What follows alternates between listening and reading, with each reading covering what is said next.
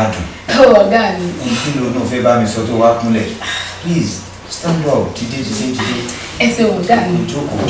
Èmi ò ń ṣe àwọn ọ̀gá tó yẹ pé tó máa ti gbà yàn lọ́mọ ọ̀dọ̀ wọ́n wá sọ di ẹrú pátápátá. Feel free. Ẹ ṣe ọ̀gá mi. Ṣé ẹ sì mọ̀ pé ẹni téèyàn bá sùn tì lèèyàn máa ń jarun pálí ọ̀gá mi. Ó wù mí kí n kọ́ bó ṣe ń sọ èdè òyìnbó ni. Ọ̀gá mi, bálejò bá tiẹ̀ wọlé, bó bá béèrè pé káàárọ̀, ìmọ̀ bí ṣe dá padà fún ọ lédè òyìnbó. Ìdí nu tí mo fi pè ní pé kẹ́ẹ̀sì ẹ̀ kọ́ mi bó ṣe ń sọ òyìnbó. That's good. Inú mi dùn láti rí wípé you are willing to learn. Ọ̀gá mi, ẹ̀yin náà mọ̀. Mọ́tà ni. Báwo ni? Àbúrò bàbá mi mú. Bàbá wèrè ni wọ́n ṣiṣẹ́ ní lábúlé wa orí wọn pa. Ológun kan ṣoṣo tá a ní lábúlé wa nù. Àbúrò bàbá mi. Bòsáàkì tó wà. Okay. You know, I'm not talking about Baba Willie or whatever name you call it. Ohun tí mo sọ fún ẹ pé mo rí ẹ pé o nífẹ̀ẹ́ sí láti nímọ̀.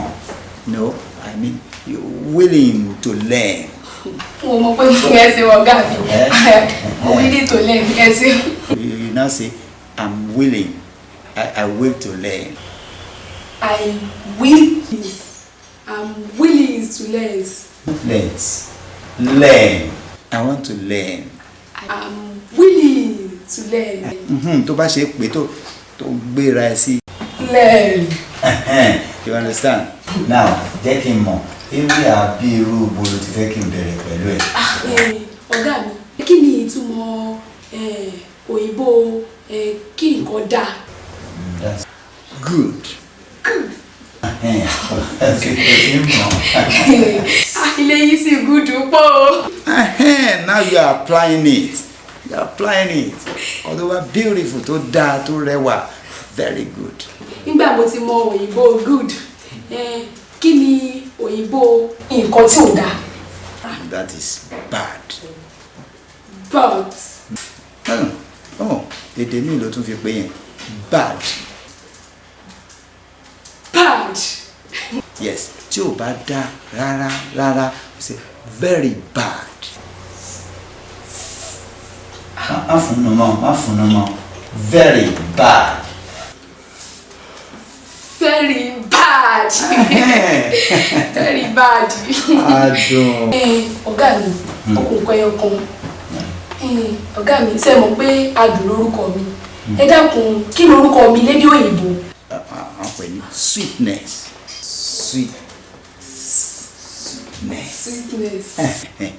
Sweetie, something like that.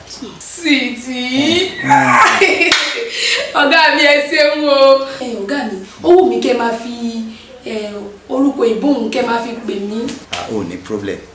Ìgbà tí mo ti rí pé ó wùn ẹ́ láti kọ́ ẹ̀kọ́ àti láti nímọ̀ ẹ̀, each time tí bá ti ń tìbí iṣẹ́ dé, màá máa tíṣẹ́. Ṣé ó ti yé?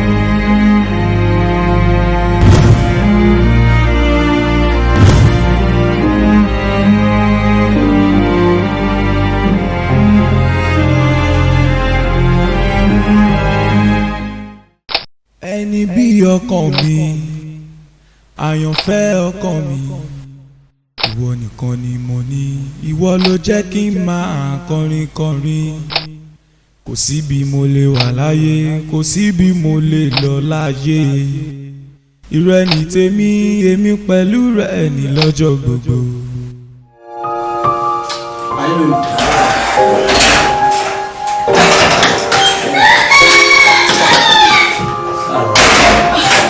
Hello, guys. Ṣé kú lọ wé mi?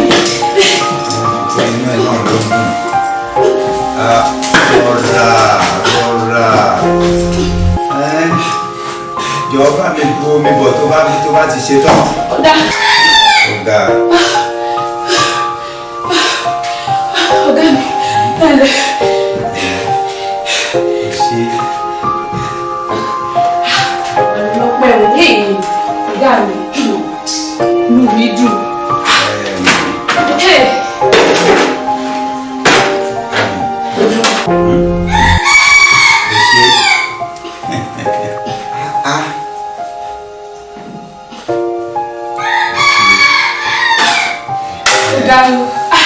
Ọ̀gá mi, tó bá ní ta nínú ẹ̀ dùn lọ́jọ́ òní, èmi ni nọ́mbà 1. Inú mi dùn pọ̀. Bẹ́ẹ̀ ni ti ẹ rí. A dá ojú ọjọ́ sí pé olúwo ṣé o. Ọ̀gá mi, ṣé wọ́n lórí èrò o. That's no light o, ọ̀gá mi. Màdàmú lórí èrò o. Màdàmú lórí èrò títí ayé ò gbà wọ́n. Ọ̀dọ̀ wa ló tún wá jókòó sí. Sọ pé o ṣe kún nínú ilé ẹ̀rọ tó kún lé ra. Bẹ́ẹ̀ ni ọ̀gá mi. Ló ń kú gbogbo kọjá oúnjẹ gbogbo kárí. Ọ̀dọ̀ wa ló ti wá gbóúnjẹ. That's good. That's good.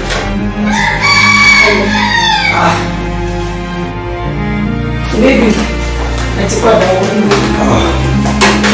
Wo tí mi ò bá yanjú gbogbo àwọn ẹrù yẹn kí ó lè rí páàkì sínú ilé mo ti lè lọ wọ́n ti bọ́ra.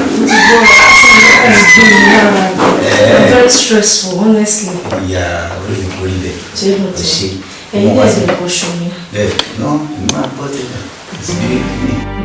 I just give glory to God, honestly. Wọ́n ti rẹ̀ mí jù. Ọmọ ìbò mi wá, ṣó mi yẹn tuntun ṣá.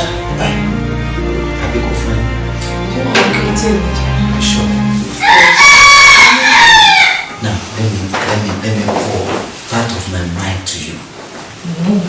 Ṣé o rí pé mo dúpẹ́ lọ́wọ́ Ọlọ́run pé èròǹgbà mi wá sí mo ṣe.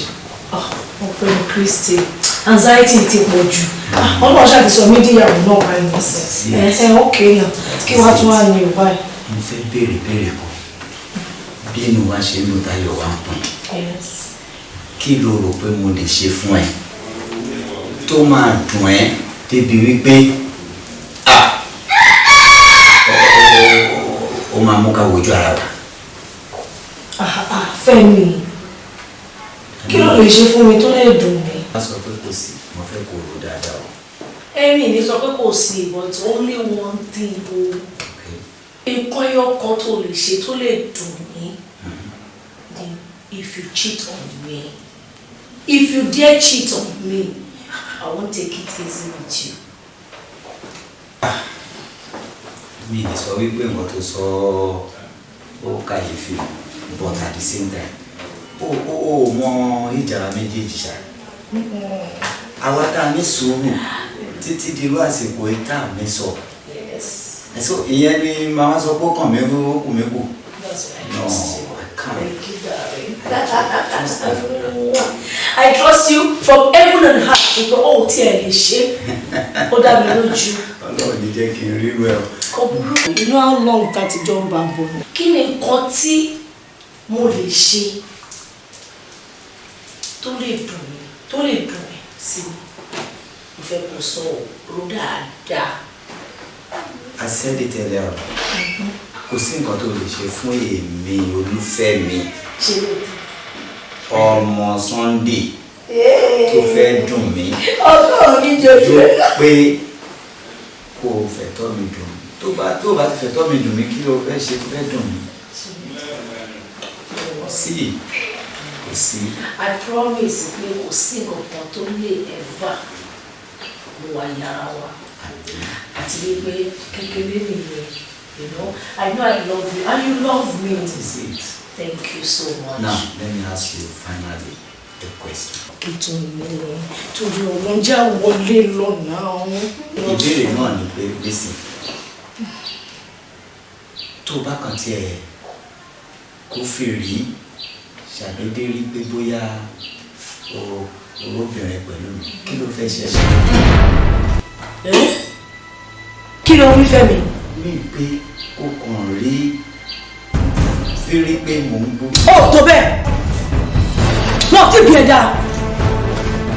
Mo náà tó bẹ́ẹ̀ n tí màá ṣe fún ẹ wàá gbà bí o kì í ṣe kẹ́mi lásán torí ìgbà yẹn gan ni màá fi yé wípé bí kò má jẹ ṣèṣe ni á fi ṣàwádà ni ó tiẹ̀ tó bẹ́ẹ̀. Sórí ọjọ́kọ́jọ́ tí mo bá ká ẹ ọjọ́kọ́jọ́ ni mo wí tí mo bá ká ẹ pẹ̀lú àwọn ọmọ rádaràga ẹlẹ́sẹ̀ wọn gan train tí bá ní ẹ pẹ̀lú anybody nínú wọn ọjọ́ ìlú máa fi ayé ìsílẹ̀ máa fi hàn ẹ́ ò tí mọ̀ tí ẹ bá gbọ́ tó sọ fún mi náà kí ni tó sọ fún mi náà irú àṣàkálápá òṣìwò ni mo sọ fún ẹ pé kò jẹ́ kí n mọ̀ nǹkan tó máa dì mí wọ́n má jẹ́ no let me tell you something. Kí ló wá dé tó ń ṣe kìràkìtà lórí nǹkan tí ò tí ì ṣẹlẹ̀? Máa fi hàn ẹ́ pé òṣàlọ́ ń bọ̀ nídìílé tèmítè torí tó bá try nonsense yẹn pẹ̀lú mi wàá gbà pé I'm not going to take it out rubbish. Kẹ́mi.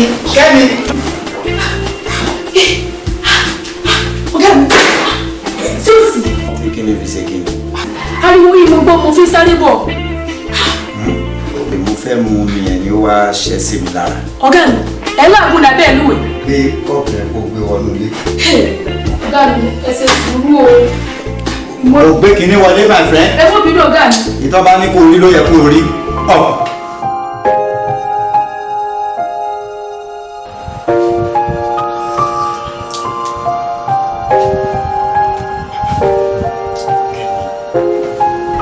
Má ṣe lè fún mi náà. Kẹ́mi. Fẹ́mi fi mí lẹ̀ náà fẹ́ ṣe mí léṣe ni mi láìkẹ́ o ọmọ pọ́n ti rẹ̀ mí ni fi mí lọ́rùn lẹ́ o. Nígbà tí ò ń ṣe nǹkan mi, ta ló gbé iṣẹ́ òṣì fún ẹ? Ta ni iṣẹ́ ọ̀ràn? Obìnrin, èèyàn gbọ́dọ̀ fowóró yìí kó má kọ lójú ni.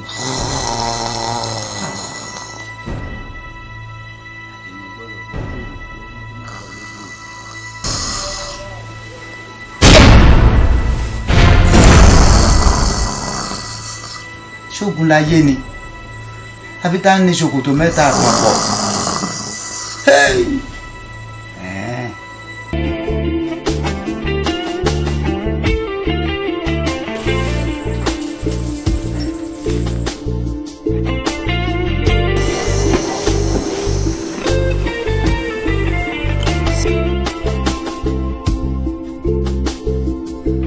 ó sì ṣe sùúrù fọkọ rẹ̀ madam abẹ́rẹ́ nǹkan fíìmù yìí sì dùn pọ̀ o.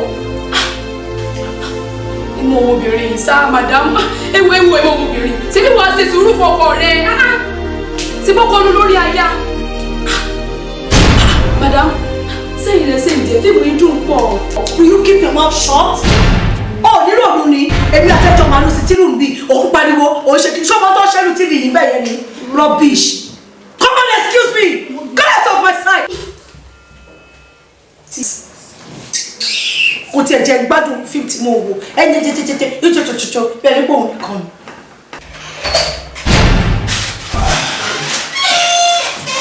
Hello darling, how are you? I'm fine. Báwo lè ní? Hello.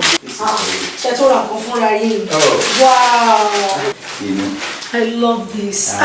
Mà ṣe mo dúpẹ́ o. Wow. Ìdúróbí, thank you so much. Táwọn sọ pé nìyẹn náà. Mo kọ́ owó tí ọ̀la àpọ̀ díẹ̀ fún adùn náà. Adùn. Adùn. Ó ọ̀gá mi. Ọ̀gá mi yẹn kọ́. Nǹkan tó ọ̀gá mi yẹn mọ̀ sí ewu ẹkún gbogbo ìgbà. Ilẹ̀ wà pọ̀ o. Ó jọ ẹsẹ̀ màdámù kan tó máa ń wọ̀. Aṣọ ìjà sí ọmọ, ó jà sí ìfòyè. Wọ́n ní máa fojú ẹ̀rí ilé yìí. Fẹ́mi ìwọ lọ ra ìlú ẹ̀dẹ́ yìí fún. Ṣé ọmọ bá kọ́wọ́ fún kókó lọ ra aṣọ fún rẹ̀? Ṣé ọmọ náà ọmọ tó ta lọ? Ṣé ọkọ wọn fẹ́mi kí lọ bá ara ni? Ìwọ ìwọ lọ wá lọ aṣọ fún yẹn wá gbàgbé ọmọ kan sókè ẹ̀yìn àjí ẹ̀wọ̀n tó lọ rà aṣọ tẹ̀lé ń pọ̀ ọlọ́ra rẹ̀ fún ilé yìí orí ẹ̀ ló pè bákúrẹ́ náà lọ́wọ́ rẹ̀ rubbish ìwọ lọ aṣọ fún àádùn lásán àádùn ó lọ aṣọ fún wàá gbà ìgbà nínú ilé ìkọ́lé mi ẹ̀jùmọ̀ ọkùnrin kí ló dé wo jẹ́ kí n sọ kíní kan fún ẹ o tó mọ̀ ló pọ̀ ju tó mọ̀ lọ bó a ṣe bẹ́rù bẹ́ẹ̀ la ṣe bọ́ mọ́ yes I mean it nígbà tó jẹ́ wípé bó o ṣe ń ṣe sọmọ ìtẹ́lẹ̀ o ti change kí ló dé kí ló wà bẹ́ẹ̀ kí ló wà bẹ́ẹ̀. ṣé wọ́n tó lè kó aṣọ fún ọ ṣé wọ́n tó lè kó aṣọ fádùn. ó tiẹ̀ pọ̀ rẹpẹtẹ Fẹ́mi ó tí ì mọ bẹ̀rẹ̀ ó tí ì mọ kankan nù lẹ́yìn èmi àti ẹni wàá gbà wọ́n fi ṣẹ́ mi.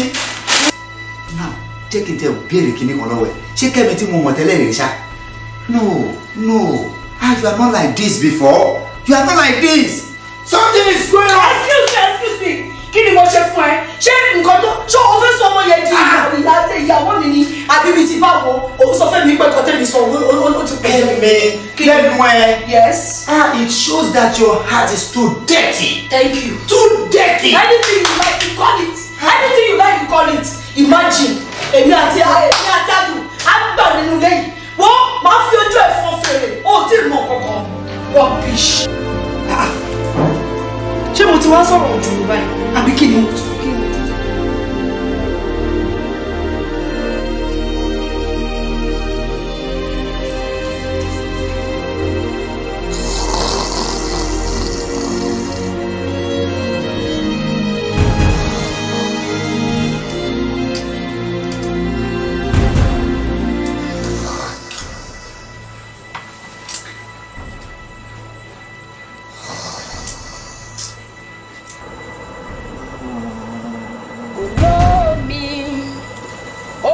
tèmi ọ̀rẹ́ mi olólùfẹ́ ojú kan ṣàlàdà rẹ̀ ni lọ́lọ́lúwa kò sóhun tí ó yà wá lọ́lọ́lúwa kò sóhun tí ó yà wá olómi onítèmi ọ̀rẹ́ mi olólùfẹ́ ojú kan ṣàlàdà rẹ̀ ni lọ́lọ́lúwa kò sóhun tí ó yà wá olómi onítèmi. Fẹ́mi, olómi. Ojú kan ṣàlàdà rẹ̀ ni lọ́lọ́lúwa kò sóhun tí ó yà wá olómi onítèmi ọ̀rẹ́ mi.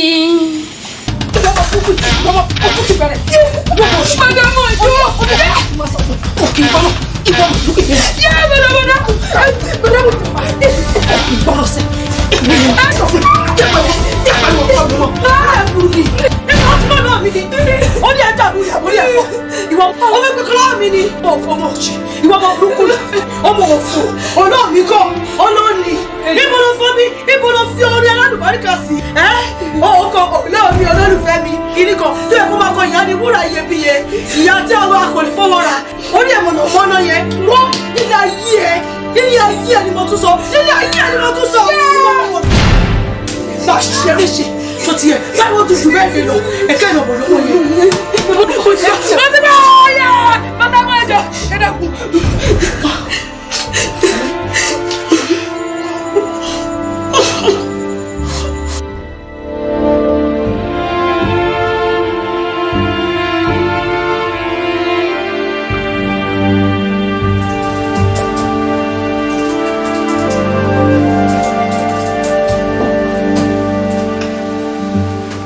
Kẹ́mi. Yeah. Báwo ni? Uncle T. Yeah, báwo ni? I'm fine. Jọ̀ọ́ má bínú nígbà tí o pẹ̀lẹ́ kan yẹn. Mo wà ní management meeting so I have to rush out from the meeting and kí n tètè wá àtẹ̀jẹ̀. Ọjọ́ mẹ́ta. Wọ́n ní ilé ìjọba. Fẹ́mi kọ̀. Mo ẹjọ́ Fẹ́mi gangan ni mo wá fi sùn. Ọlọ́run nǹkan tí Fẹ́mi ń ṣe fún mi ò dáa rárá. Fẹ́mi ti change tó pátápátá. Ọ̀rẹ́ ò tiẹ̀ kàn yé mi nínú ilé yẹn mọ́. Bóyá èmi àti ọmọ ọ̀dọ̀ ni àjọ fẹ́fẹ́ mi ni kò tiẹ̀ kàn yé mi because mi mọ̀ tí mo ṣe fún Fẹ́mi o. Ọ̀rọ̀ ẹ̀ ti sú mi pátápátá. Àtòrí ẹ̀ mo ṣe sáré wá bá yín o. Kẹ́ bọ́ọ̀rẹ́ yín sọ̀rọ̀, kẹ́ bá mi bá sọ̀rọ̀ o. Torí ó fi ilé ayé sú mi nínú ilé yẹn kò yé mi ní. Bóyá ọmọ ọ̀dọ̀ níyàwó ni o, bóyá èmi níyàwó ẹ̀ ni mi ò tiẹ̀ mọ̀. Fẹ́mi is not somebody like that. Fẹ́mi kò ń ṣèyàn bẹ́ẹ̀ yẹn. Nígbà tá a ti wà ní school gan during our school days nígbà tí àwọn boys tẹ̀ ń ṣe oríṣiríṣi Fẹ́mi kò ń ṣe nǹkan bẹ́ẹ̀ yẹn. So mo lè fi oògùn Fẹ́mi mo lè fi gbá orí pé no Fẹ́mi cannot do something like that. Kí ló ṣẹlẹ̀? Ọkùnrin tí kílẹ̀ ń sọ yìí tí bá sọ fún yín nǹkan tí ojú mi rí nínú ilé Fẹ́mi ẹ máa mọ̀ wípé yes òótọ́ ni tí mò ń sọ àbí tẹ́yìn gan fúnra yín bá wá sílé kẹ́ wá wo bí Fẹ́mi ọmọ ọ̀dọ̀ kò kí ń pè lórúkọ ẹ̀ o sweetie ló ń pọ̀ ọmọ ọ̀dọ̀ sweetie ló ń pè ọmọ yẹn. Adùn lórúkọ ọmọ yìí ń jẹ́ Adùn lọ́rọ́ ni wọ́n sọ ọmọ yẹn látàbúlé wa. Àbọ̀mọ yẹn dùn lóòótọ́ ni àbí ibo. Uncle T ẹ̀yà yìí náà ti fẹ́ kí n máa pe Fẹ́mi sìn ní láìkẹ́ o. Kẹ́mi. Yes. Number one, jẹ́ kí n kọ́kọ́ dúpẹ́ lọ́wọ́ ẹ pé o wá fi ọ̀rọ̀ yìí fi tó mi létí. That is what a good wife should do and that is what you have done. So thank you very much. Because wọ́n yẹ pé àwọn obìnrin mi ni wọ́n kàn máa ṣe yamayama káàkiri ni so wọ́n ti bá gbogbo nǹkan jẹ́ wọ́n ti mess up everything. But o ṣe bẹ́ẹ̀. Let me call him. Kó wá ṣàlàyé nǹkan tó ń gan fún ẹ̀ tó rí lọ́bẹ̀ tó fi wá rọwọ́ tó bá jẹ́ lóòótọ́ ló ń pe Adùn ní sweetie ọ̀nì ṣùgbọ́n just give me some days. Let me get back to him. Let me call him. Kó lè wá ṣàlàyé nǹkan tó bá rí kó wá ṣàlàyé fúnra mi. Wẹ́rẹ́ la máa yanjú ẹ̀. Sure, trust me. Kẹ́mi, ọmọ mi ò lè ṣí fún ẹ. Trust me, I will get back to you.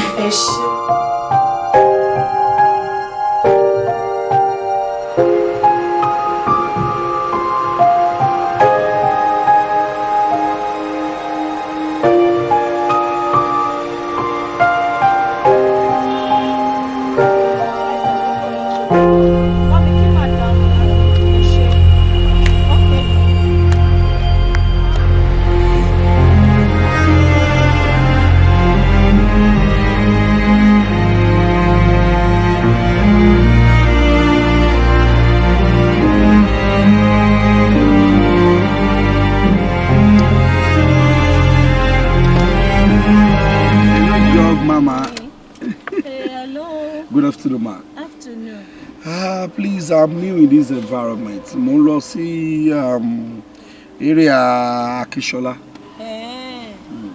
Akínsọ́lá. Ó jìn síbí o. Area alẹ́ mi nìyẹn. Of course, area bí tí mò ń gbé nìyẹn. Ṣé ẹ ti ṣetán láti máa lọ ní báyìí? Definitely, mo tiẹ̀ fẹ́ gbé Uber ní tẹ́lẹ̀. I think there is no need for any Uber again. Bóyá mo lè gbé. Ṣẹ́ni tí bá ní kí n júwe fún yín ibẹ̀ yẹn ti jìnnà jù ẹ lè get it and you are a stranger to me mi ò lè tẹ̀lé yín. Madam. Ìlú ilé abẹ́yẹ̀ ọmọ ni. Mo gbà pé ìlú le. But let me just give you a brief introduction about myself. I'm Mike Adebayo. I just came in from the United States of America a few weeks ago. So ibi tí mo lọ tí mo bẹ̀rẹ̀ lọ yìí ọ̀rẹ́ mi kan ni mo fẹ́ wá tí ìrora ti pẹ́ so mo fẹ́ rí fún àkọ́kọ́ náà ni so ìyẹn 1 and 2 mi ò lọ́rẹ̀ mi ò ní anything bí opportunity ló wá dé sí maybe we can be friends. What about that?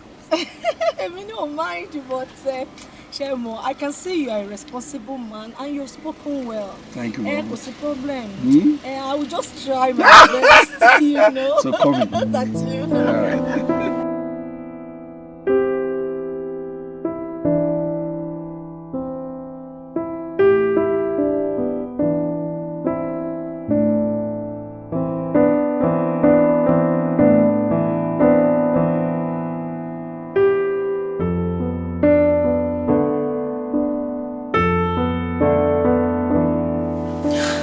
Àwọn nǹkan tí mo fẹ́ bá ẹ sọ nítorí pé ẹ̀dá ènìyàn ni mí náà so mo dẹ̀ mọ bó ṣe lè máa feel concerning gbogbo àwọn nǹkan tó ń ṣẹlẹ̀ these days àwọn kan jẹ́ pé mi ní fẹ́ kó rojú bó bá ṣe yẹ lọ gẹ́gẹ́ bó ṣe mọ bí mo ṣe ń ṣe pẹ̀lú láti ilẹ̀ wa bàbá rí nǹkan tí mo ṣe fún ẹ tàbí tí madam ṣe fún ẹ ìwọ ṣe pè mí kó sọ fún mi màá mọ bí mo máa ṣàtúnṣe. ẹsìn ọ̀gá mi màdámù gan ò sẹ́mi o wàláì màdámù ò sẹ́mi. kódà mo sì fẹ́ sọ fún yín pé kí ẹ bá mi sọ fún màdámù kó máa ṣe bó tún ṣe ń ṣe sí mi màdámù ò sẹ́mi o. kódà in that case mo ti gbọ́ ṣó ti yẹ tó bá kù síbì kan jẹ́ kí n mọ̀ nǹkan tí màá kọ́ tún sọ fún ẹ ní wípé omi tuntun ti rú ẹja tuntun ti wọnú ẹ mi ò ní lè máa ṣe sí ẹ bí mo ṣe ń ṣe sí ẹ tẹ́lẹ̀ mọ́ because mo rí pé òun ló fẹ́ máa mú rúkèrúdò wá láàrin èmi àti ẹ. What? Fẹ́mi kí lẹ́yìn méjèèjì jọ ṣe pọ̀ kí ló tún jókòó sórí síìtì fún. Kí ló ń mú tó fi rí ibi tí mo wọ nílé tó sì tún sáré dìde. Tí tó bá rí ẹ̀kọ́ tó jókòó sílẹ̀. Bàbá ọ̀rọ̀ kúkú lẹ́nu ẹ̀ ìwọ kí ló ṣe lẹ́kẹ̀ẹ́ ọkọ mi ọjọ́ pé ní àti kí ló ń dàgbọ́ ẹ̀rọ ìwọ ọmọ ọ̀rẹ́ mi òṣì yìí ìwọ ọmọ ọ̀dọ́ mi lọ́sọ̀lọ́sọ̀ yìí Fẹ́mi ọdún ní kò máa lọ ọdún kò máa wọ nílé lọ wàá gbà fún mi wàá rí tí màá ṣe fún ẹ inú ilé yóò ní gbẹgbẹ àti ẹ wàá gbà tó yẹ kó dúró kó yẹ kó ọgọdọ máìtì ọgọdọ ìwọ torí ọlọ ọfẹ lójú tì mí irú òṣì lára dá ìlànà òṣì tẹ bá ṣe ìméjèèjì bóyá ẹsẹ bá jọ gbóúnjẹ sí ara yín lẹ́nu kan mi ò mọ̀ ẹ má pa kápẹ́kẹ́ mi fún mi jọ fífi sílẹ̀ kápẹ́kẹ́ mi ṣé kájọ sọ ni. mi àti ìyá ọmọ ọ̀dọ̀ kájọ máa ṣe fagagbága ọjọ́ kan ti ọkọ mi nínú ilé mi ṣó lè dá. mo ti máa fi ìfọ̀ ẹ lórí ọmọ àdùn yìí èmi àtàdùn máa jọjọ máa gbẹdúlé láti máa fi gbẹgbẹgbẹga wọ́n ti kọ́ tí ẹ̀ kọ́kọ́ mi lẹ́gbẹ̀ẹ́. That's okay, calm down. Gbogbo àṣẹ ń pariwo yóò dáa tó. Kí ni? Ló máa ní èrò burúkú sọmọ yìí. Táwọn sọ fún ẹ pé kò pariwo mi pariwo. Wo ohun tí mò ń sọ fún ẹ ni pé bó ṣe ń ṣe ìbò ní pẹ́ ní ẹ̀jẹ̀ rúru. Ẹ̀jẹ̀ rúru òṣìwò fi mi sílẹ̀. Kí ló dé sílẹ̀? Ó lè ṣe ní ọmọ sí òun. Ṣọ́ra ṣe o. Ṣọ́ọ̀ṣe o. Wo etí bá fojú ẹ̀rí nílé wọ́n máa kú ni èmi ni mo sọ bẹ́ẹ̀ fún mi.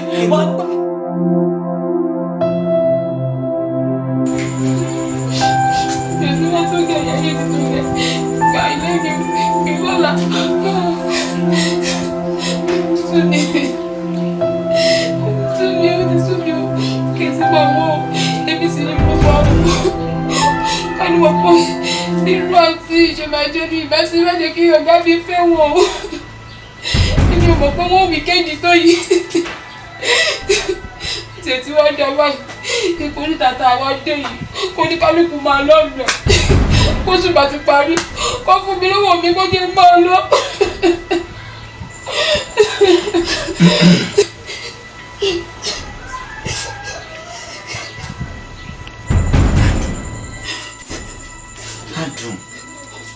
Adùn kí ló ṣe ẹ́?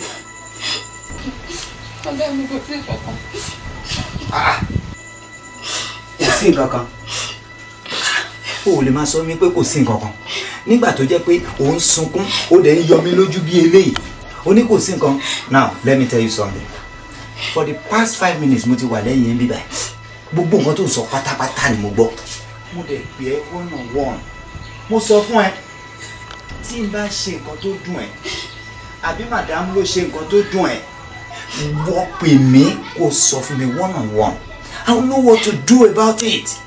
Now oya tell me what exactly has happened. Ṣé ìbáwí tán fún ẹ ní sitting room yẹn òun ló mú kó wá máa kárí bọ́ sọ kó máa sunkún mi báyìí.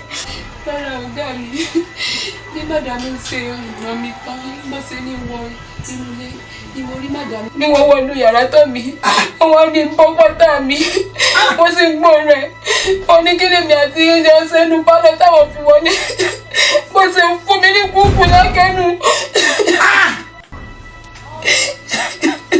Àfìgbà tó bìnrin sí ẹ ẹlẹ́yìí ẹ tó fẹ̀ sí ẹ sóde.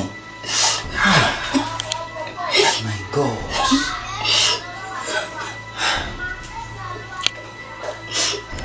Ó fún mi ní kúkú lẹ́nu. Ló jẹ́ kó wú tó báyìí. Listen, Ọlọ́run ní pé tiẹ̀ níyà dìde. Ọlọ́run ní pé tiẹ̀ níyà náà. Gbà wípé gbogbo nǹkan tó ṣẹlẹ̀ pátápátá èmi ni mo fà. That's okay. That's okay. That's okay. Ó ti ẹ̀ dán.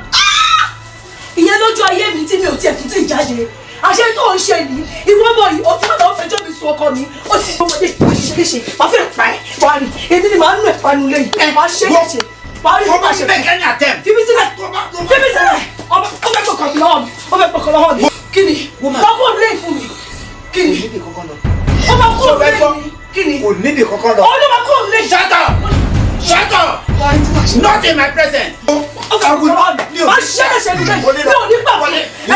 Ó ní kó máa lọ. You are mad. Ó ní kó máa lọ nulẹ̀ yàbí. Ó ní kó máa lọ àbí. Ó fẹ́ lọ bí àbí. Face me. Ó yá lọ bí. Náà tí tó bá fẹ́ lọ bí. Jẹ́ kí n sọ Náà fún tí mi. tó bá fẹ́ lọ bí. Lọ sí ẹ̀kọ́ tí mi ò lè ṣe lórí ọ̀rọ̀. Kí ló ṣe ẹ́ náà? What is wrong with you? Ìwọ ọmọ burúkú yìí. Wọ́n ní tí màá ṣe fún ọ. Tó o bá ṣọ́ra ẹ̀. Kí ni? Tó o bá ṣọ́ra ẹ̀. Tó bá Kí ni mo ṣe? ṣe pa mi lórí ẹ̀. Shut up! Fi mí sílẹ̀. Mi ò ṣe kankan. And get out. Ó Tó ṣe náà. sọ fẹ́ mi pé èmi á fi inú ilé ilé torí àdúrà. Will you keep shut for once?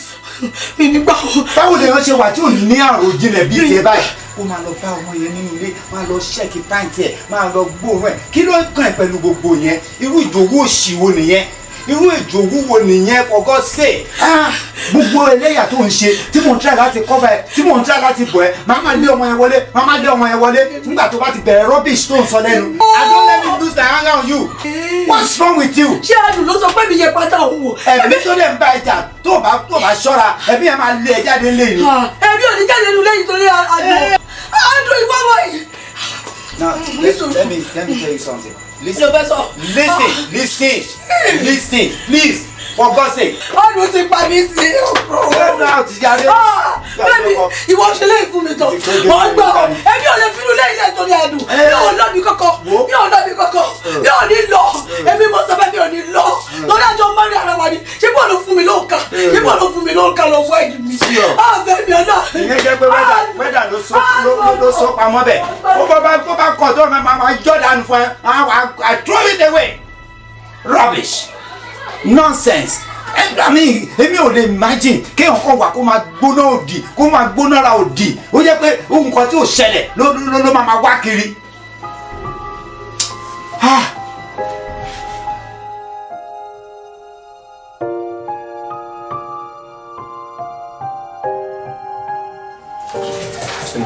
First and foremost,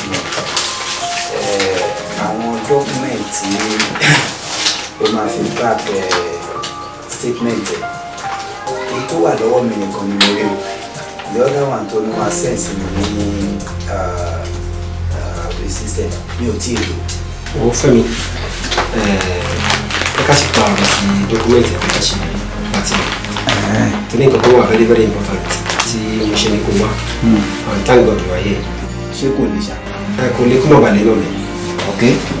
Kẹ́mi ló wá síbí ó dẹ̀ wá fẹjọ́ ẹ̀sùn mi ó bá mi sọ̀rọ̀ gbogbo nípa ẹ̀ ṣe tí mo dẹ̀ rí pé àgbẹ̀dọ̀ fi lọ́sọ̀ rúùmù bí àgbẹ̀dọ̀ fi sọ̀rọ̀ nítorí ọ̀rẹ́ wa náà ti ń bàbọ̀ náà ṣe ó ti ṣe díẹ̀ we are friends we are business partner so àti fi family mi ẹ̀ tó mi dẹ̀ gbọ́dọ̀ gbọ́n kankan sí ẹ̀ àbí sí family ẹ̀ kí n sọ pé kò kàn mí so Kẹ́mi wá síbí ó dẹ̀ ṣàlàyé àwọn kọ̀ọ̀kan fún mi nípa àwọn ìhùwàsí ẹ̀ pẹ̀lú ọmọ ọ̀dọ́ yín Adùn pé kò tẹ̀ wọ́n lọ́rùn rárá tọ àwọn bó ṣe ń ṣe sọmọ yẹn tó jẹ́ pé bí ẹni kò ń fi ọmọ yẹn òfin kẹ́ òun ni àwọn ìhùwàsí ẹ̀ pẹ̀lú àwọn ọmọ yẹn pé it's becoming too intimate pé kò yé òun rárá àwọn understand wọ́n ní because bó ṣe ń kẹ́ Adùn nínú ló ń kẹ́ nínú kò sí yàtọ̀ láàrin treatment tó ń fún un àti treatment tó ń fún Adùn ọmọ ọ̀dọ́ ẹ̀ tó ní gbogbo àwọn olùfẹ́ bá Adùn rí òní jẹ́ kó ń gbúrò rí bóun bá ní ìbánu irọ́ ni bóun bá ní àgbọ̀nrín wàá ti sọ pé kíní bóun bá fẹ́ sọ̀rọ̀ sádùn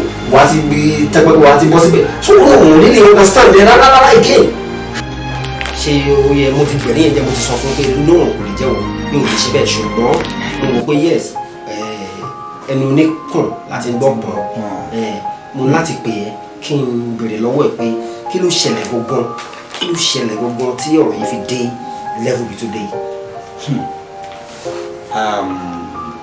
Túnjí ò ṣe Ọlọ́run ní jẹ́ káàrin wá dàrú. Ó ti nǹkan tó yà mí lẹ́nu tó dẹ̀ dàbí ẹni pé ó ń dùn mí. Ó ní pé ṣé Kẹ́mi lè máa lọ fẹjọ́ mi sùn káàkiri. Kí ló mean? What do you mean? Reporting you all about ṣé èmi wá jẹ́ gẹ́gẹ́ bí ará àtàsí ẹ̀mí? We are friends. No. What do you mean? Tí mo jà láti sọ ní ìwà tó hù yẹn ìwà àjẹbí mámọ̀ ló ń. Àjẹbí mámọ̀ ní náà. In what sense? Ṣé gbogbo àwọn ọgbọ́n tí èmi ń try láti pa mọ́lẹ̀ tí kò mọ̀ pé ọ̀rọ̀ ń ti dàbí iṣu inú ẹ̀kọ́ àmúmọ́ra ni fẹ́gùn èmi mú mọ́ra ni àpò Kẹ́mi tí mò ń sọ nípa ẹ̀ ó ti yàtọ̀ sí Kẹ́mi tèmi àti ẹjọ́ mọ̀ Really? kí n tó fẹ́ wọlé. Now I will just brief you some points. Kẹ́mi ó ń try láti máa bí ebi ìgbà tó ń jealous ọmọ ọ̀dọ̀ sí mi. And you know me right from beginning pé mo kórìíra èèyàn jẹ. Yes. Mi ò jẹ́ kó dẹ̀ dìgbà tí mo rójú èèyàn kí n tó lè máa sọ àbí kí n máa gbèjà ẹ̀ tàbí kí n máa ṣe nǹkan tó bá ń wò tí mo kó lè ṣe. Ọmọ ọ̀dọ̀ tó ń sọ nígbà yìí ó pọ̀ sí ẹni tó yẹ kí n tètè má rí pẹ̀lú ẹ̀yin ọ̀rẹ́ tẹ ní amen kí n má rì sí àsìkò tí mo rà má rí ní ẹ̀dá láti sọ. Ọmọ ìlú necessarily lórí pé bóyá ó ṣàmọ́ àdùn náà ojú ọmọ kan tó ní ọ̀yàyà láti ẹ̀gbà wípé ó lẹ̀ díẹ̀ you understand but being a villagers and bó ṣe ń ṣe yẹn ó ní pé kí nǹkan encourage ẹ kó dẹ̀ brush ẹ up kó lè behave well but Kẹ́mi ò ṣe tiẹ̀ bẹ́ẹ̀ o any small thing ó ti bọ́ ọmọ ìlú any small thing ìgbájú ìgbámú ni each time tí mo bá ti bá wí tàbí mo correct ẹ fún wrong impressions punishment ni fún mi nínú ilé. Punishment? I'm telling you bí kó lọ wọ ṣòkòtò jeans trouser mẹ́ta papọ̀. Kí ló dé? Ó wí bẹ́ẹ̀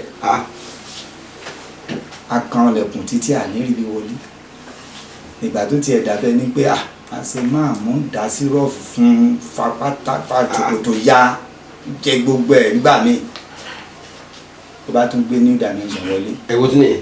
Padlock ni. Ṣé ní ta fi ń so generator mọ́lẹ̀ ìyàwó mi bá tún lọ fún tó bá lọ fún kó ṣòkòtò ẹ̀ pọ̀. Ó lè tó yẹn ni. Tó bá ti padlock mọ́ ó jọ mí lójú ní tẹ́tà mi. Ọ̀rọ̀ burúkú tó ń tẹ̀lé. Mo gba ká mọ́tílẹ̀ fi mọ́ ni. Ọkùnrin yẹn wọ́n lọ́dẹ máa ṣe bí ọkùnrin tó yẹ àwọn obìnrin mo ṣe wọ́n yẹn wọ́n ṣe ń gba ọ̀rọ̀ ó yàtọ̀ sí báwa ọkùnrin ṣe ń gbà tó yẹ ordinarily kò sẹ́ni tó máa gbà náà ìwọ náà kí gateman yín sìn kó ní gateman kó bẹ̀rẹ̀ sí ní pé ìyàwó ẹ̀ kó bẹ̀rẹ̀ sí ní pè ní sweetie dàní báwo níbo lọ́wọ́ ti máa bà ẹ́. Nígbà tí ó ya wèrè. Nígbà tí ó ya wèrè yìí sí ìwọ dẹ̀ ń pè adùn ní sweetie the same thing the same thing ṣùgbọ́n anyway mo mọ̀ pé kò ṣe pé o ní any intention any bad intention bọ̀ ṣùgbọ́n ẹ jẹ́ ká fi wọn ní ọ̀bà ṣó yẹ ilé ọ̀dẹ dàrú so ìyẹn that one aside so fún mi ní final report lápapọ̀ ní tibí ẹ̀ ó ti wọlé. Like I told you yàtọ̀ sí copy tó wà lọ́wọ́ mi kó send bí yẹn sí mi so that yíyan ṣe wọlé máa ford bí yẹn sí ẹ̀ bá yẹn another I mean 1 week or 2 weeks so you can drink ọ̀pọ̀ ìgbà látọ̀ dà.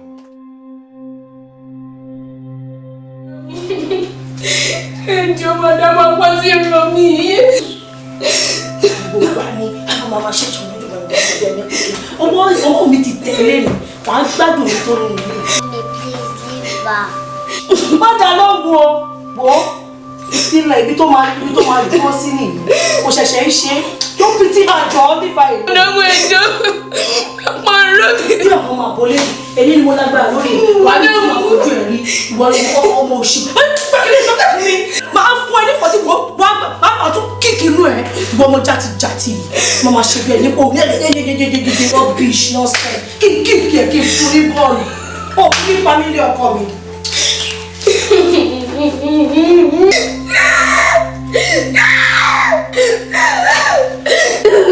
Bákẹ́lẹ́ sọ́kẹ́ kí gbádùn o kókó wọ́ jẹ́ gbáriwo yẹn bẹ́ẹ̀ wọ́n ní tí màá ṣe.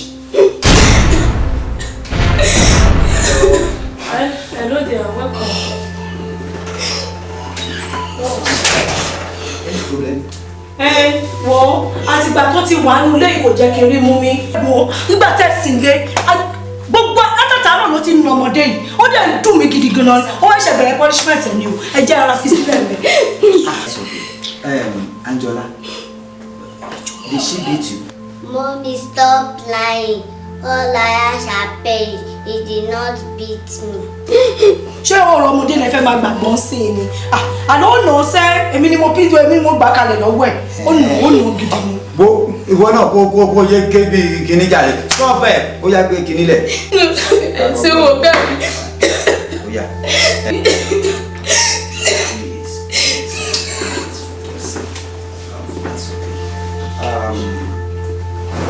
Angela, you have to tell me the truth. You hear? Now tell me, did she beat you? No, Mommy, stop lying. All liars are paid.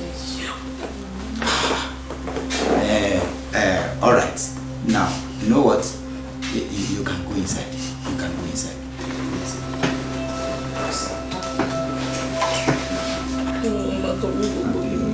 Ó dùn mí. Mi ò lè fi para ló dùn mí. That's okay.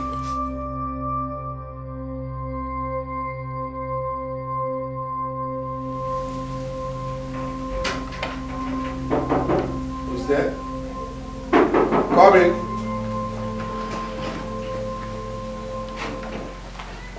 Oh, Mike. Yes.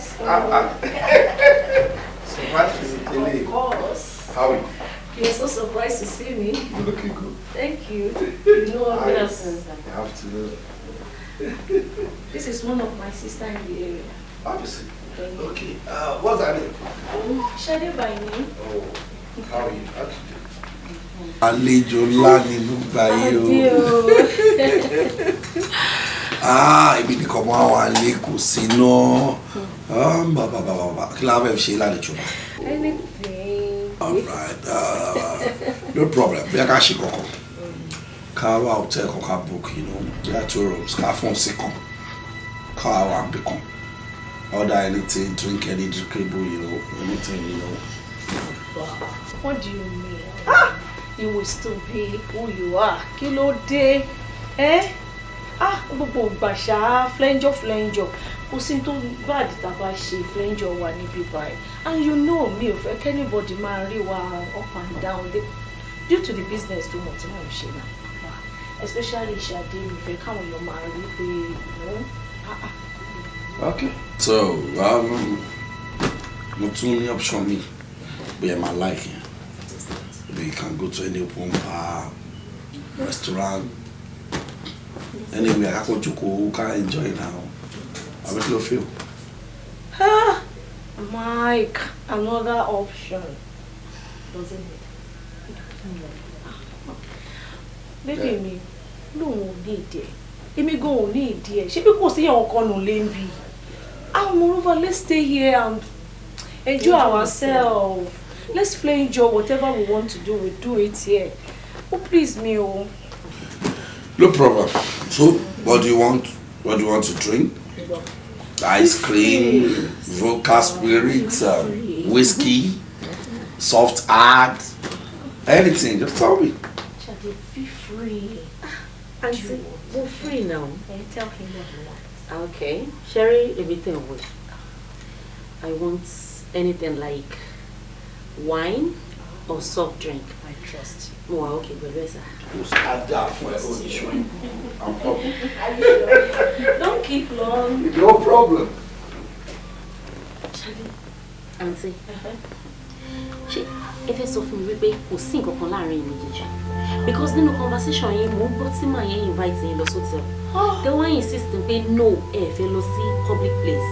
Ṣé rò pé mi ò mọ nǹkan tẹ́ ń try láti máa sọ láàrin ayé? Ṣadé, nísinsìnyí ó ti bẹ̀rẹ̀ sí ní máa ro èròkérò. Just ẹgbà mélòó? Kò tí tó yìí. Ọ̀rẹ́ lásán lèmi àti ẹ̀ ó ṣẹ̀ṣẹ̀ dé láti United States. Ó dẹ̀ fẹ́ kó link mi ṣó dẹ̀ mọ business tèmi náà ń ṣe. At least ìyẹn nìkan ni mo fi aláwọ̀ ẹ̀ ó wọlé sí mi lára. There's nothing like that. Mo serious. Okay o. Tó bá ní kò sí nǹkan kan láàrin yín mo gbà bẹ́ẹ̀. Mo ti ṣe mọ̀ pé gbogbo bọ́dá ẹ̀ ń sọ gbogbo conversation yóò read meaning sí mi. Oh, yes now. Ìwọ ló tún rò báyìí. Màá rò jù bẹ́ẹ̀ lọ now. Hey, pẹ̀lú gbogbo eye contact tí mo rí tí òun fún lọ́tún lósì yẹn. Ṣadé. Ó free o, mi ò díẹ̀ lọ́wọ́ tó bá. Bẹ́ẹ̀ ni ti yín rí. Pé mo pé máa rí ibì kan gbèsè, máa rí ibì kan gbèkà. Bẹ́ẹ̀ lọ̀rọ̀ yín rí, ẹ má worry. Ẹ̀yin lẹ mọ̀ ní tèmi o. Anything you mind is mine. Ṣé kò wá sọ̀tún so? It's a good guy.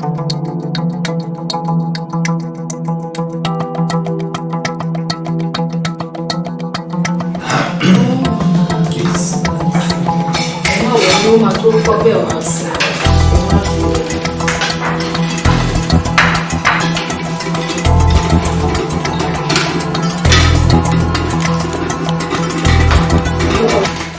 Kí ló máa ń ṣe lélẹ̀? Wọ́n ní kí ló máa gbọ́dọ̀ wá? Ṣé ìgbé ẹja ló fẹ́ fi máa jẹun ní abẹ́rán? Rubbish, ẹ má bínú jàre. Àwọn òbí jẹ́ kó yìí kọ́nà. Tí wọ́n tó ti gbèsè, bá a kékeré jọ. Ọmọ ló mọ bó ṣe ń ṣe sí. Tó kó tó ní kó ra ikú omi láì fún mi. A ṣe bí ẹyẹ lé ṣùgbọ́n àná ń bẹ̀. Ẹ má bínú, ṣe ti gbọ́. My baby, well, you know, I will not be able to wait for you.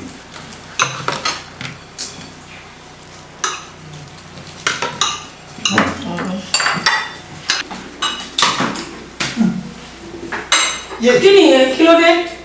Tó fẹ́ pa mí ni. Tí o rí pé. No, I'm coming. Kí ni gbogbo ilé ìgbà yìí nísìnyí? Tọ́wọ̀ kó mọ ọkọ tí mò ń sọ.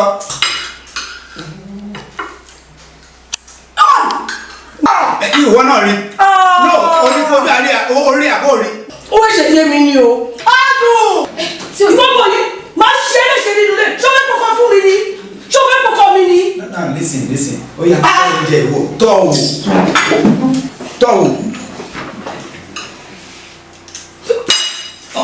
O ti rí. No, o ti rí àbó rí. Ó mọ pamọ́ ní ọba gíní. Ṣé mi ò ní ẹ̀ka ló bí o sínú ráìsì? Ìwọ ò lè pọ́pọ́ mi fún mi. Torí mo mọ̀ ẹ́ kó fẹ́ gbọ́kọ́ lọ́wọ́ mi ni. Ọlọ́run lè ní fún ẹ ṣe. Ṣó ti yé ẹ? Ìwọ máa ń lọ. Ó ti pẹ́ tó ti máa ń ṣe. Ọmọ burúkú yìí. Mommy, I saw you in the kitchen. He poured plenty salt in the rice.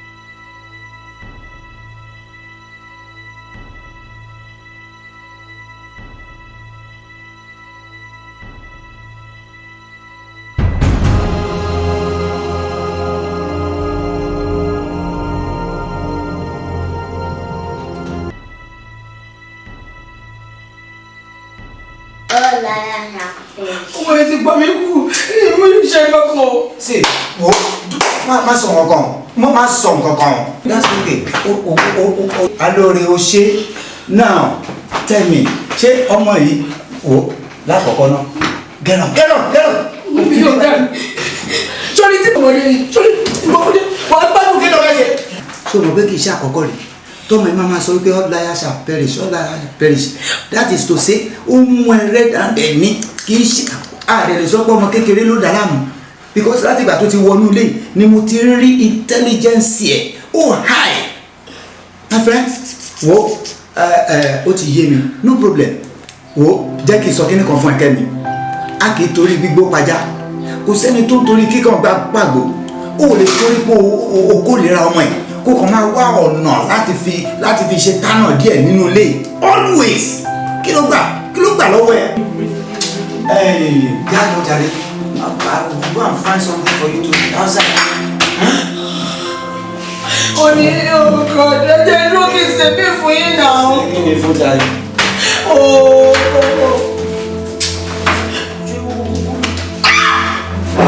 Ọmọ ńlá yà ṣàpẹẹrẹ sí ọmọ ẹni lẹ́yìn ìjọba kúrò nílé yìí. Ó tẹ̀sí tó ṣe máa ń dé náà ní kó wá ṣe nílé wa. Kí wọ́n ní gbogbo ńlá yà ṣàpẹẹrẹ ọ̀tọ̀ ní kánú máa ṣe fún mi, ọ̀tọ̀ ní tí wọ́n náà tún ṣe.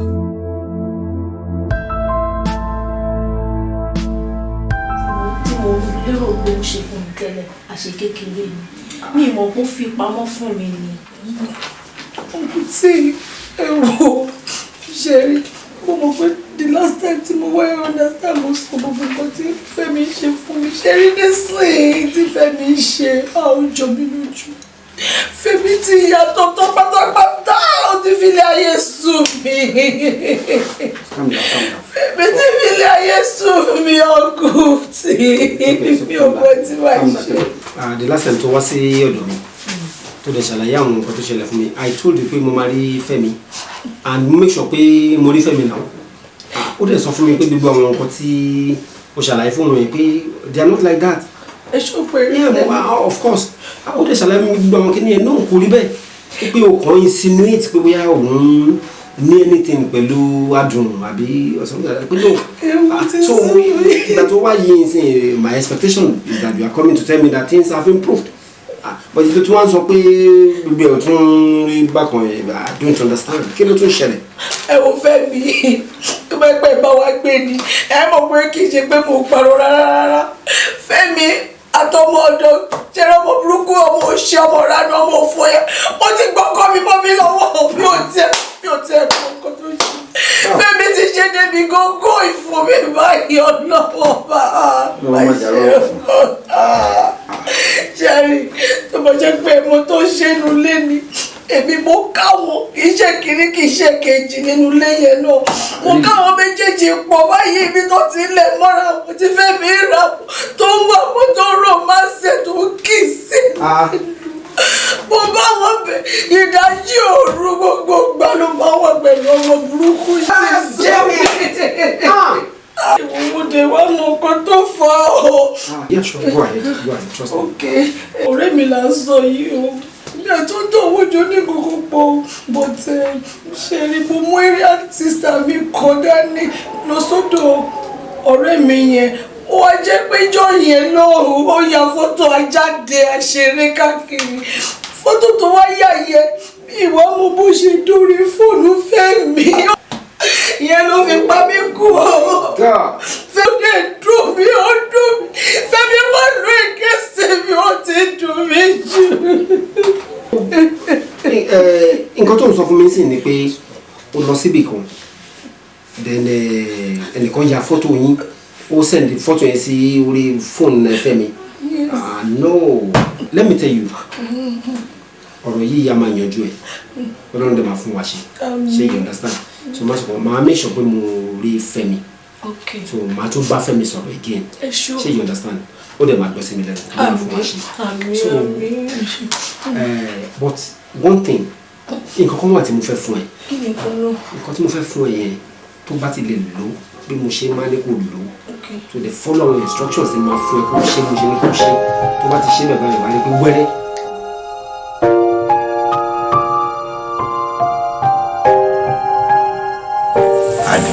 ọ̀gá mi. Dídá ayé ṣe rí lórí yẹn o. Ìyẹn ni Yorùbá fi ń sọ wípé kò sí ní tó le láyé yìí tí ò ní padà wá dẹ̀rọ̀. Olóyìnbó dẹ̀ sọ wípé what goes about comes around. Lálá tó bá lọ sókè ńkọ́. Ilẹ̀ ní bọ̀gá mi. Ìgbẹ́ náà ní kọ̀ọ̀kọ̀. Ẹsẹ̀ ọ̀gá mi. Fẹ́mi. You're welcome. Ẹ káàbọ̀. Fẹ́ rí ẹ ni. Mo lè pe fóònù ọkọ̀ ògbé. Oh. Yes, I'm free. You can see.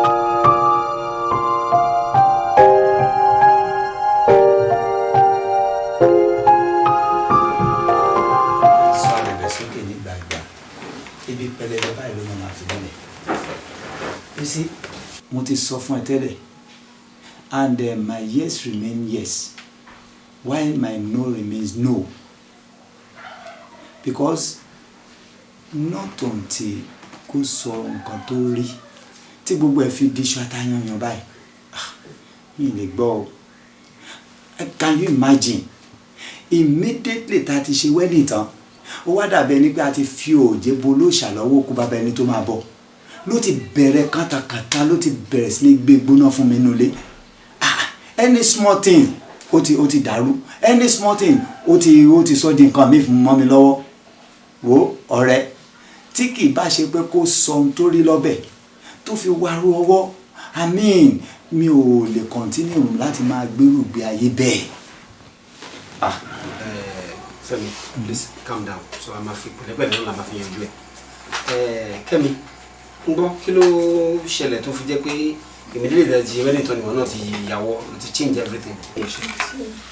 mi kò fún ṣẹlẹ̀ kì í ṣe pé mo mọ̀ náà ojú kó tó di pé a wed ni èmi àti ọ̀rẹ́ mi àjọ lọ sílé. Sísá kò fò. Àwa nìyẹn. Ẹ̀kọ́ àdó ti wá o. Àbẹ́yẹn ọ̀gẹ̀lẹ̀ ń dúró tì wá. Ẹ̀jẹ̀ kó tọ́jú ọ̀rẹ́ yín. Mo rọ́wọ́ yín lára ọ̀rẹ́ mi, ẹ ṣé gan-an. Ẹ ṣeun gan ni. Ìyẹn ò máa tó pẹ́. Ọlọ́run ló ń tọ́jú gbogbo wa. Ẹ ṣáà máa bá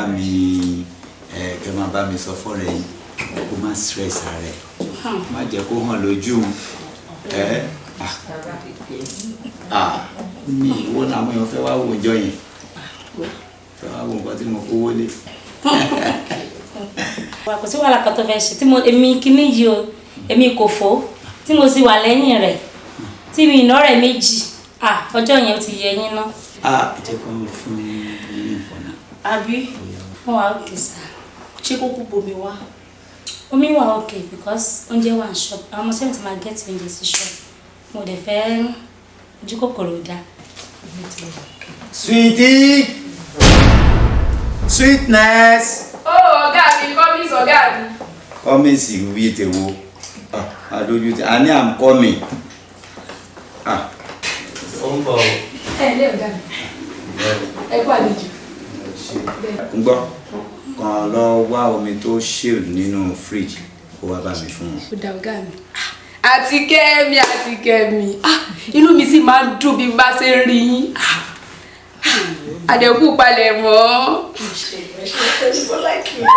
Mo láìkí pọ̀ àti kẹ́mi. Ó dà mọ́ bọ̀. Omi o. Omi ó kẹ̀ ọ̀gá mi. Ọ̀gá mi ti fọ́ ní jù. Fọ́ ní ìbàjẹ́. Ṣé ọmọ tó gangan ni àbí ti bá wọn? Interior village Ìbàdàn ni mo ti lọ mú. I see. Ó ga lára ọmọ yìí gan. Pátá mi nínú ilé nìyẹn. Ẹ kú jókòó.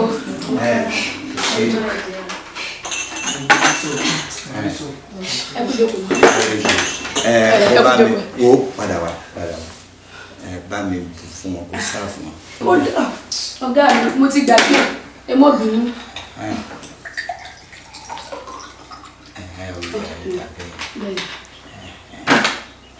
Mọ̀dámù ẹ̀lẹ́. Ọ̀gá mi o. Ẹ kú àlejò. Sweetness. Ọ̀gá. Ọmọ yìí always funny anytime tí bá rí for me. Ọ̀gá. Ṣé lóòótọ́? Ṣé fún láìkì tó bó ṣe ń ṣó ẹ̀ tí mo ní ìbàdí? Ṣé ẹ bínú? Ó ṣe rí nìyẹn. Okay. Well, Joloko, don't do no. I'll drop me see workshop because we have to buy dress. Okay. My first style and that design. Exactly. Thank you. Madam Kofo, ẹ má bínú. Ẹ jẹ́ kí èmi náà lọ change. Drop one ni mo ní láti change náà. I'm one time. Ọ̀rẹ́ mi orí nǹkan tó ṣẹlẹ̀ ní ọkọ ẹ̀ ló ń bọ̀ ni. Kí ló ṣe? Tí ọkọ ẹ̀ tó ń pọmọ ọ̀dọ̀ ní Sweden. Kí ló dé? Gbogbo nǹkan tí èèyàn bá ti mú wọ débi kan báyìí ló máa ń rí dìmí ní sí. Kí ló ṣẹlẹ̀ jẹ́? Mímí wà ń bẹ̀. Wọ́n ṣe máa ń pera wọn nìyẹn. Ó dẹ̀ ti mímì lára. Torí èmi mọ̀ pé Fẹ́mi tó ń wò yẹn. Ó nífẹ̀ẹ́ mi. Ó nífẹ̀ẹ́ mi bí ẹyin ojú ni. Even though ó nífẹ̀ẹ́ mi ju ìyá tó bí lọ́mọ lọ. Kí ló tún fẹ́ kí n ṣe? Wọ́n pè é lè sweet wọ́n ṣe máa ń pera wọn ni. Ọ̀rẹ́ mi ó ti gọ̀ jù. Yes, ó gọ̀. Lọ́nà wo? Láti máa bẹ sọ́ni tó ní gbọ́. Tó bá padà wá dájọ́ ẹ lójú, wọ́n pè mí sí o. ìyẹn ti pọ̀ jù kí ló dé sweetie gbogbo ṣẹ̀ṣẹ̀ ń pè sweetie ọmọ tó ti wà lọ́dọ̀ ẹ̀ kó tó di pé mo ti mọ fẹ́ mi gbàgbé ń pa ìjọ. èyà ó jẹ́ ń parọ́ fún ẹ sọ́rọ́ ọmọdé yẹn padà máa gbọ́kọ ọmọ ẹ lọ́wọ́ ó ló máa sọ wá ríwọ ìyàwó lọ padà máa dán ọmọ ọ̀dọ̀. gbàgbé ìjọ olúwa máa jẹ tí ẹ máa gbọ́nà ọmọ ọ̀dọ̀ ṣé ó lè ṣẹlẹ̀ ṣá. àwọn aráwájú náà sọ̀rọ̀ ẹ̀. ó ga ọ wẹ́ kò burú ọ̀rẹ́ mi fàdúrà tì. ó màmá tí wọ́n fẹ́ gbẹ̀ báyìí tó o bá ti wọlé tán o lé ọmọ ọ̀dọ̀ yẹn jáde èsì ọ̀ẹ́s ọmọ àgbálẹ̀ mi lọ́wọ́. kí ló dá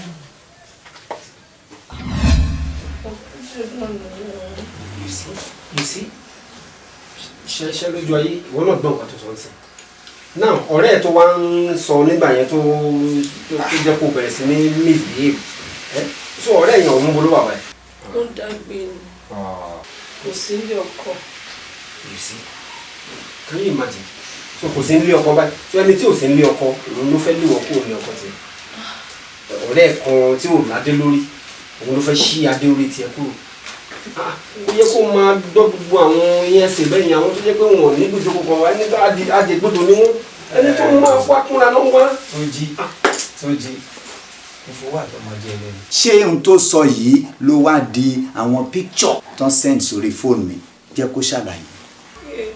lórí ọ̀rọ̀ fọ́tò yẹn náà ni mo ti ṣàlàyé fún yín ẹ mọ̀ pa ẹ.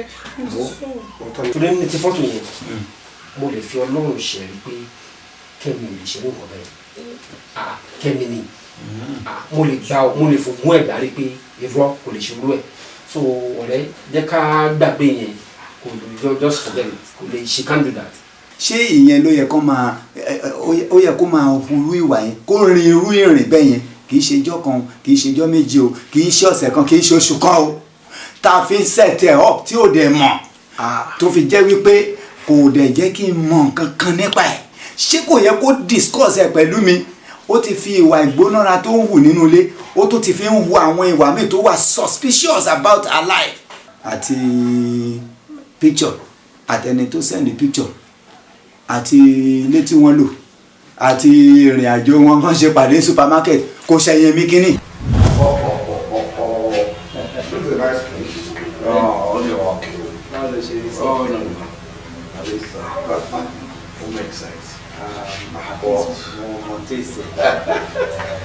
Nice. Feel pé at least tó máa lọ máa waste owó lọ́tẹ̀ àti sí orí báyìí within short period family ẹ̀ tó wà ní ìlú náà lè kọ́ mi báyìí ṣàkíyà àgbẹ̀kọ́. But for security reasons no hotel náà máa wọ̀ because power ìlú náà kò ṣáà ti yàtọ̀ náà. kò tí yàtọ̀. So no problem because maybe lè pè ní ìlú ẹ̀ka lọ tí bá dọ́dọ̀ ẹ̀ ìgbà tó ṣe tó wed mi ò ráyè wá èmi àti ìyàwó kan sọ̀rọ̀ lórí fóònù mo rò opportunity ni fún mi láti rí ọtí bá máa fún máa dẹ́ taste àwọn oúnjẹ náà. mo kàn ti àkọ́kọ́ appreciate pé o wish pé kò stay sílé mi but nǹkan méjì ni ò ní jẹ́ kó rí bẹ́ẹ̀. One, mi ò ní fẹ́ station tó ní privacy. Why? Secondly, mi fẹ́ kí n tí mò ń gago pẹ̀lú matrimonial home these days kó affect relationship tó wà láàrin wa. Everybody ló ṣe ká filẹ̀ báyìí náà. owó jẹ́ ń já ẹ̀ kò sí ilé tí ó smooth. Ok, mi tí mo ti lọ fún long.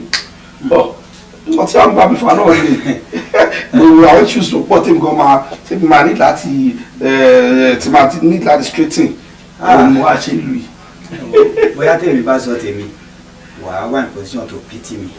Jẹ́ ká fi gbogbo ẹlẹ́ Ọlọ́run ló máa bá wa lójú ẹ̀ Ọlọ́run ti dá wa lọ́kùnrin náà. So.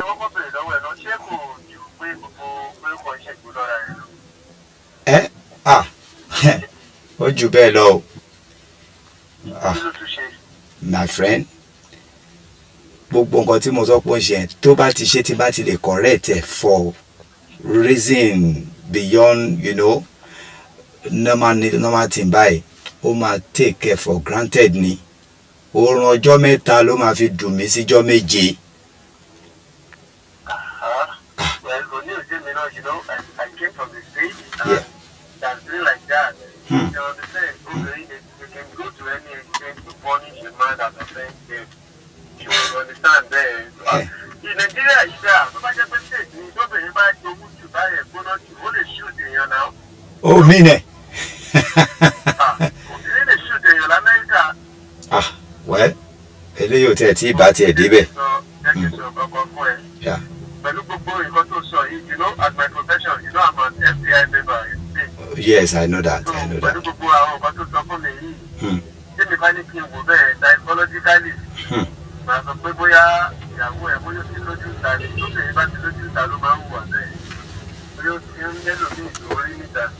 Omine. Yeah, for real. Maybe I will give you an advice. You will let me follow it. I will. Normal. Okay. Should they put that to test, you know, as my own profession? They can investigate it. How can try it? We can move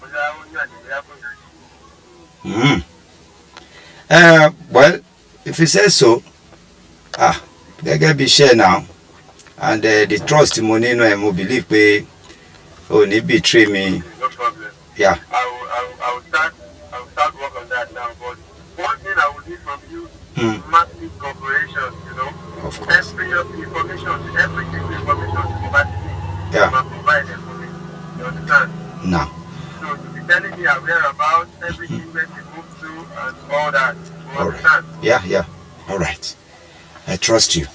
Then. Just put your mind at rest. So the my book is up when I hypertension. Remember that when we were growing up, no, Jenny could imagine the ask lawyer one issue. Well, kò sẹ́ni tó máa ṣẹlẹ̀ sí tí ò ní rò. Èèyàn kan ní rò kọjá bó ṣe yẹ ni.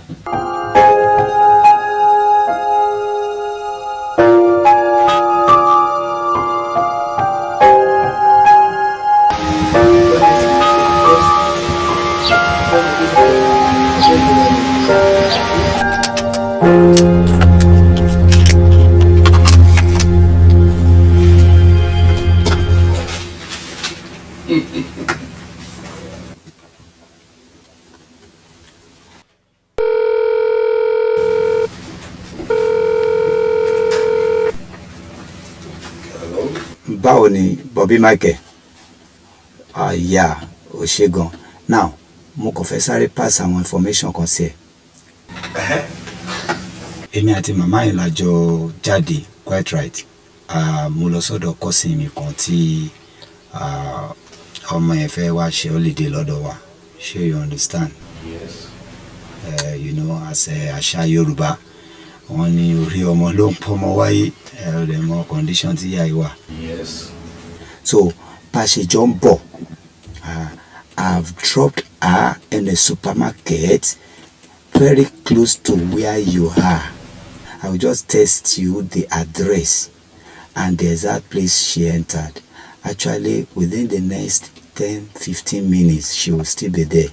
So, le block her mobe. Yes.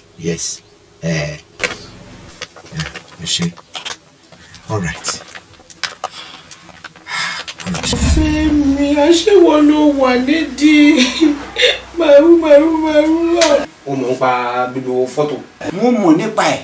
Let's assume pé external body ni bọ̀bọ̀ yẹn. Ṣòro wo lè escape ẹ̀? Wo lè escape ẹ̀? Òun ṣe nǹkan tọ́kọ mọ̀ tọ́kọ ní ìmọ̀ sí. Hidden agenda. Kẹ́mi, ó yẹ kó mọ̀ pé a married woman gbọ́dọ̀ máa ní àwọn ọ̀rẹ́ kan. Ó lọ bẹ́ẹ̀ nìkan, ó lọ bá ṣe bísínẹ́sì, ó ń ṣe gbogbo ẹ̀ òun tó fọ́kọ ọkọ ẹ̀, òun lọ, òun ní ọ̀rẹ́ kan tẹ́jọ́ ṣe gbogbo ẹ̀ lọ́kọ ẹ̀ dẹ̀ ló wà ní àtẹ́lẹwọ́ ọkọ ẹ̀ báyìí. So ọ̀nà wo ló fẹ́ fi gbé gbà tọ́kọ ẹ̀ tó fẹ́ fi wẹ́rẹ́ ẹ̀ mọ́ lọ́dọ̀ ọkọ ẹ̀ tí ò bá sí pé òun gan ló wà ní ìdí òrò tó lò fi ń dún. How do you do it? Ẹ̀kọ́ ni fún ẹ o. Kó lọ ronú àwọn ìwà ẹ̀ dáadáa kó mọ bó ṣe máa yí padà kó tún ilé ẹ̀ ṣe kí lè wá òkè dáadáa láàrin ìwọ ọkọ ẹ̀ àti ọmọdọ̀ yín ìyẹn bẹ́ẹ̀. Eléyìí o gẹ́gẹ́ bí mo sọ fún ẹ kò tí ì rọ́kọ fẹ́ o. Bá ti yanjú ẹ̀. With all this mi lè imagine kíyàwó mi ká ti kó máa fi oògùn sẹ́nu fún mi bá mi sọ̀rọ̀. Mo fẹ́ bẹ́ẹ̀ sọ̀rọ̀ níṣẹ́.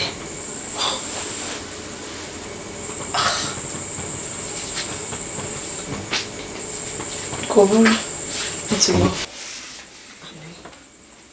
Bàbá, kí ló ń wẹ̀ láti jẹ? Anything you go. Anything.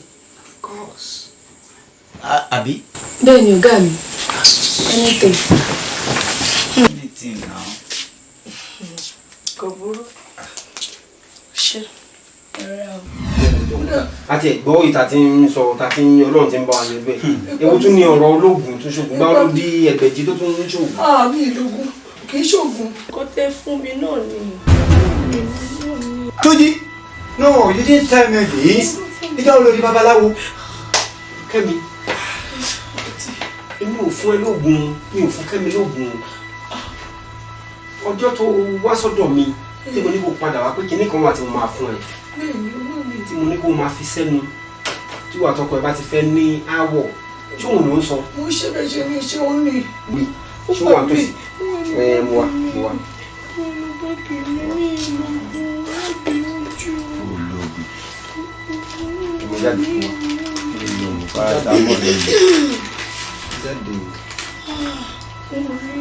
Ẹ̀mí, ṣé òun kan tó fi sẹ́nu ni?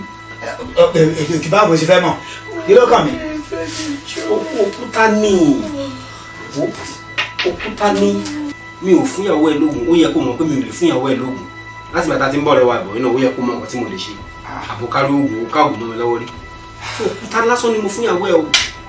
Nígbà tó wá tó kẹ́jọ́ tó ń rò tó ní gbọ́pẹ́ sí láàrin ìwọ àtọmọ ọ̀dọ̀ bí nǹkan ṣe ń lọ bó ṣe ń lọ tí mo dẹ̀ sọ fún pé o ò lè ṣerú ẹ̀ tí kò gbà ni mo wò pé ọgbọ́n la tún lè ta sí kí lè yín lè tó mo ṣe fún ní òkúta yẹn pé nígbàkigbà tí àwọ̀ bá tún ṣẹlẹ̀ gbọ́n mi sí omi tó bá dé kó mú òkúta yẹn kó fi sẹ́nu nígbà tí ó bá ráyè sọ̀rọ̀ kò ní lè sọ nǹkan tó máa bí wo nínú tí wọ́n máa fi bẹ̀rẹ̀ sí ní react sí so òkúta yẹn á lè jẹ́ kí sùúrù tó mo ṣe fún lókúta o òkúta yẹn òwe ni mo fi pa fún mo rántí ọ̀rọ̀ bàbá mi ọmọ tára kọ́lọ́run bá fọ̀rúnkẹ́ ló máa ń sọ pé kò sí nǹkan tí sùúrù kò lè sí ẹ̀rọ sùúrù pọ̀ jù